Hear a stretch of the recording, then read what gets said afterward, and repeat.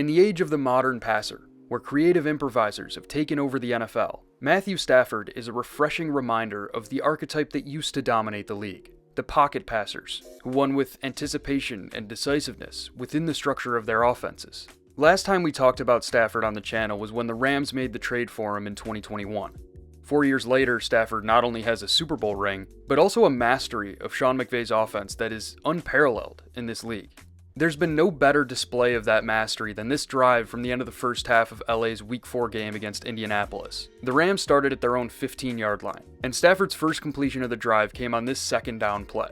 The defense shows a pre-snap two-high safety shell with off coverage on the strong side and press coverage on the weak side, which suggests a quarter-half coverage structure. The route concept calls for a smash combination on the weak side to attack the cover 2 side of this quarter-half look. It tells Tyler Higbee to run the flat route underneath and Puka Nacua to run the corner route over it to put the wide corner, responsible for the flat, in a bind. Stafford always wants to push the ball downfield, so here he uses his eyes to make that possible. Post-snap, he keys Higbee in the flat, which holds the wide corner down, then he rips it to Nacua in the cover 2 hole for a gain of 23 yards. After 2 completions, LA faced 3rd and 10 from their own 38-yard line, and McVay called a sticks concept, which tells all 3 receivers to break back to the ball at first down yardage. Post-snap, Stafford identifies the quarter-half coverage and gets the weak side safety to cheat toward the strong side with his eyes. He stares at Tutu Atwell to ensure that Davante Adams has a one-on-one matchup with a leverage advantage. Then he rips it to Adams for a gain of 16. 2 plays later, the Rams faced 2nd and 1 from the Indianapolis 37-yard line, and Stafford hit the nickel defender, Nick Cross, with his trademarked no-look throw. The defense again called quarter-half here, so Cross is responsible for the hook. The key route combination is the high-low read at the top of your screen that's designed to put Cross in conflict. If he backs off to cover the intermediate dig route from the tight end, Stafford can hit Nacua underneath. If he drives on that shallow, Higbee will be free over the middle. Stafford is always looking for a way to create explosive plays on these high-low reads, so he looks at Nacua all the way, even after beginning his throwing motion. Cross bites hard on Stafford's deception, and the play goes for another gain of 16 yards. A few plays later, LA faced 2nd and goal from the 10-yard line with just 11 seconds on the clock and no timeouts, so Stafford needs to take a shot at the end zone. The concept calls for a smash combination on the front side with a hook route from the tight end and a post route from Davante Adams on the backside. The defense is in quarters, so the front side of the concept is taken away. Stafford is quick to progress to the backside, but Nick Cross is positioned in the window of Davante Adams' post route. Stafford hits Cross with a subtle fake toward the boundary, which opens up the window for a 10-yard touchdown before half. Here's what Stafford's microphone caught after that touchdown. Don't look at me! Don't look at me! Don't look at me! That was 4 plays on which Stafford used his eyes to move defenders, all in one drive. And that doesn't even include Tyler Higbee's drop that followed eye manipulation earlier in the drive. Manipulating defenders at this level of frequency is unique to Stafford. Nobody else in the league is doing this. And it's only possible because he has such a strong grasp of his offense. He's so confident in his knowledge of where his receivers are going to be that he doesn't even need to look at them. The no-look throw is making an appearance on an almost weekly basis in a wide variety of concepts. Here, in Week 3 against Philadelphia, the Rams are in a high-leverage situation. They have the ball at their own 44-yard line, down 1 with just over a minute to go. The Eagles are on a pre-snap cover 3 look with 1 high safety and off coverage out wide. McVay called a slant-flat combination on the weak side of the formation, which tells the number 2, Tyler Higbee, to run the flat, and the number 1, Puka Nacua, to run the slant. The key defender here is the hook zone linebacker on that side, Zach Bond. Stafford wants to target Nacua on the inbreaker from out wide, but in order to do so, he needs to move Bond out of that window. Post-snap, he stares at Higbee all the way. Bond takes the bait, and Stafford fires it behind him to Nacua for a gain of 12 yards to get the Rams closer to field goal range.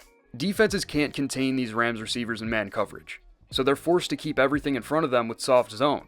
But assignments get blown against the Rams so often because Stafford's eyes are constantly lying to defenders. And it's not just his eyes, it's his whole body. He doesn't just look at receivers who he does not intend to target, he sets up to target them. And because he has such unique arm talent, he can be set up to target one receiver and target another without any drop-off in accuracy. Take a look at this play from this past week against Jacksonville.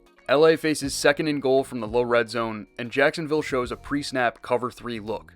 The concept is designed to give Terrence Ferguson a leverage advantage over the flat defender on a flat route with motion at the snap. But the Jaguars lock it up post-snap. Ventrell Miller doesn't cede his leverage despite the motion, and Emmanuel Ogbah gets in free because Andrew Wingard came in off the edge to occupy the back in pass protection. At this point, the concept should be dead.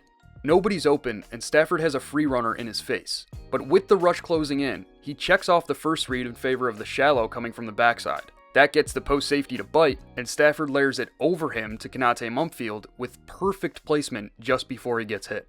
The confidence to manipulate the safety with a free runner in his face is unbelievable. You just don't see any other quarterback doing things like this. Another trait that makes Stafford so unique is his effort to stay within structure as plays break down. We're so used to seeing quarterbacks abandon structure when the rush gets home. The ability to create when the defense wins initially is a game changer for guys like Patrick Mahomes, Josh Allen, and Lamar Jackson. But Stafford can't move like those guys. He can't threaten defenses with his legs when plays break down. But he does still create positive gains when the pass rush wins because he's so confident in McVay's play call and in his interpretation of the coverage. I want you to watch two plays on which LA called the same concept back in Week 5 against San Francisco. Here, it's 2nd and 10 in the third quarter, and LA's concept calls for mirrored stop routes from the number 1 receivers and a post route from the number 2. Post-snap, San Francisco rolls into drop 8 cover 3, and I have to really slow this down in order for you to appreciate all of the work Matt Stafford does post-snap. As he drops back, he identifies the single high safety coverage. Then he looks to Davante Adams to hold the wide corner down. Then he flips his hips toward Puka Nacua on his stop route to hold the post safety in the post. After that, he resets his feet and hits Tutu Atwell on the post route under the post safety for a gain of 34.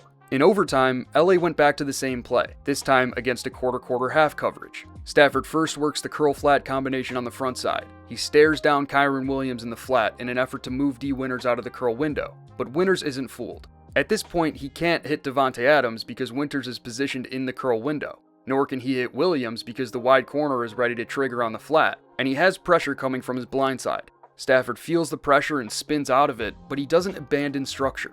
He resets his feet, and again finds Atwell on that deep post under the deep safety, this time for a gain of 38 yards. Stafford's pocket movement is up there with quarterbacks who are much more athletic than him. He's just as good at avoiding sacks as Mahomes, Allen, and Jackson. But where Stafford separates himself from those world-class athletes is in his intent after he makes those rushers miss. In a league where the prototypical improviser is dying to abandon structure, Stafford is doing everything he can to keep the structure alive. He knows this offense so well. He knows exactly where his guys are going to be and where he needs to put the ball to give them a chance. He's fearless of hits from the pass rush, and no matter how heavy the pressure is, his accuracy doesn't drop off when he can't set his feet. This is the product of reps upon reps of McVay's designs and an arrogance that Stafford has spent years earning. His dedication to his craft is always evident on tape. Stafford and McVay are the most entertaining quarterback play caller duo in the league right now, and as long as Stafford keeps playing like this, he should win MVP. Thank you guys so much for watching. If you liked what you saw, subscribe to the channel and help me hit 50,000 by mid-season. It's free, and it's a great way to help me continue making these videos. But that's all I've got for now, so until next week, take care.